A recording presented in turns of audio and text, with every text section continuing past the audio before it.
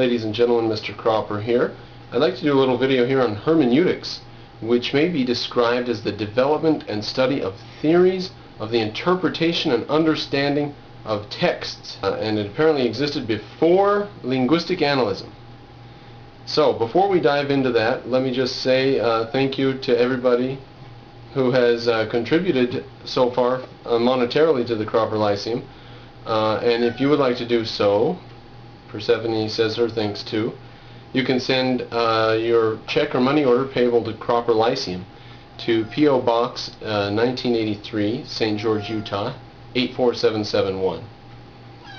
See, Persephone's upset. Persephone.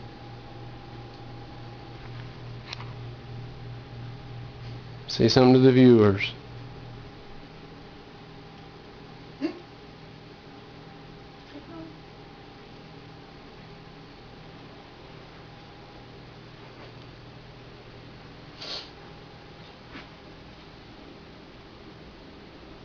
You can send the check or money order to the P.O. Box, or you can go to cropperlyceum.com and just go to the tuition and fees page and click on the donate button to pay by PayPal.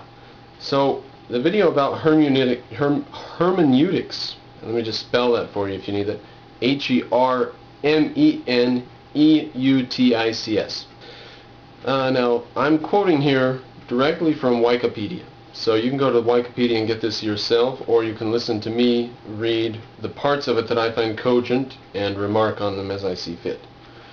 So as I said earlier, hermeneutics may be described as the development and study of theories of the interpretation and understanding of texts.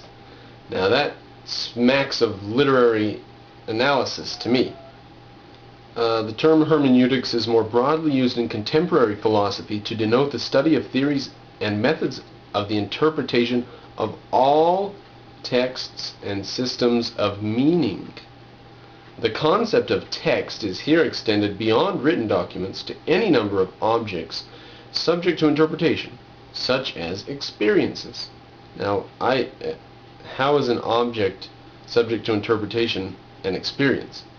A hermeneutic is defined as a specific system or method for interpretation, or a specific theory of interpretation. However, the contemporary philosopher Hans Georg Gadamer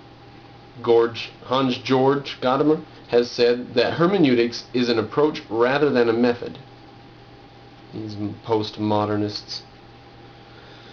And further, that the hermeneutic circle is the central problem of interpretation.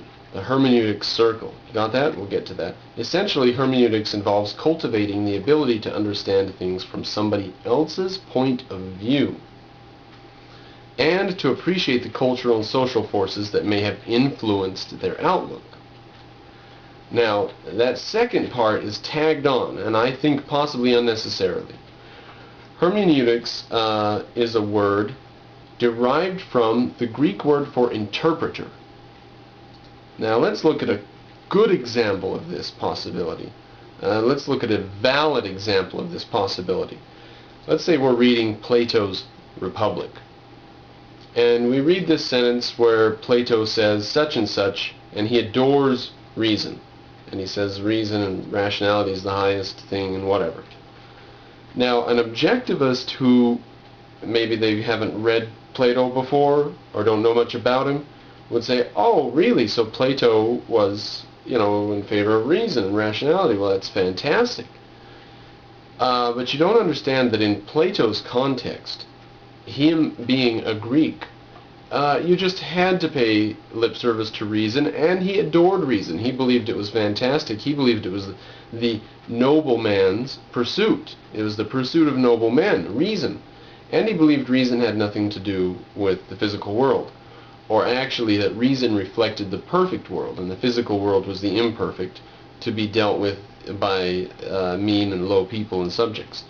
So if we look at the context in which Plato praises reason, we can see that it's an exception to his ultimate system, which is mysticism and whim. So that's looking at something in the context of the fact that he was Greek. And if you were going to write a paper on that subject, you might cite other authors who praise reason and praise the use of the mind and so forth in figuring things out, and praise learned men. You could quote these other sources and say that Plato was reflecting the culture of his time in some ways. But what happens when you find a quote from somebody who's bucking the ideas of their time, bucking off the tradition, contradicting everything that's been said before, saying something new, changing the world with their ideas? What if you find someone who's changing the world with their ideas? How does hermeneutics interpret their ideas? And that's where they're going to say that they're going to appreciate the cultural and social forces that may have influenced that person's outlook. Now we're going to get more into this a little further on, but just stop and think for a second what that would mean to interpret the cultural and social forces that have influenced their outlook. With Ayn Rand, for example, why did she become a rabid anti-communist? She grew up in Russia. Lots of people grew up in Russia. For example, her mom and dad and brothers and sisters. Sisters, I don't think she had a brother. And they didn't become rabid anti-communists. So maybe that's not the primary cause. Well, she became a rabid anti-communist, and she grew up in Russia, and she went to the University at Leningrad. Well, lots of people grew up in Russia and went to the University of Leningrad. Well, wait, she studied history there. Well, surely some people grew up in Russia, studied history, and went to Leningrad. Well, her dad was a pharmacist or an apothecary. Well, maybe that's not so in all cases. In other words, which influences do you say were a factor and which weren't? And if you can name them as a factor in Ayn Rand's case, why were they not a factor in this other guy's case? So, it's just psychologizing and selective choosing. It comes down to the fact that the individual either used their mind and thought, or they didn't. Now, some people do nothing but spew out the stuff of their day. They're just full of crap, and you can get their stuff from anybody else in the culture. And those people are just putting it all back out there. They're not putting any original thoughts. But original thinkers cannot be interpreted by hermeneutics in any meaningful way except the context in which they wrote, except just to say what was the culture of their time like. And you can't really have a theory. I mean, that's psychologizing, and it's arbitrary to have a theory of how these things influence the individual. It's psychologizing. You can give the facts and say it's there, that's it. You can give the facts that Aristotle grew up in Greece. You can give the facts that Plato was sold into slavery, but you can't psychologize endlessly on these things, and that is exactly what hermeneutics is meant. Now, I'm just pointing at one of the manifestations of it. It gets really silly, because they'll apply their methodology to Picasso paintings and what have you. So, the last 2 centuries, the scope of hermeneutics has expanded to include the investigation and interpretation not only of textual and artistic works, but of human behavior generally, including language and patterns of speech. Social institutions and ritual behaviors, such as religious ceremonies, political rallies, football matches, rock concerts, etc. Hermeneutics interprets or inquires into the meaning and import of these phenomena through understanding the point of view and inner life, the Dilthey, D-I-L-T-H-E-Y, of an insider, or the first-person perspective of an engaged participant in these phenomena.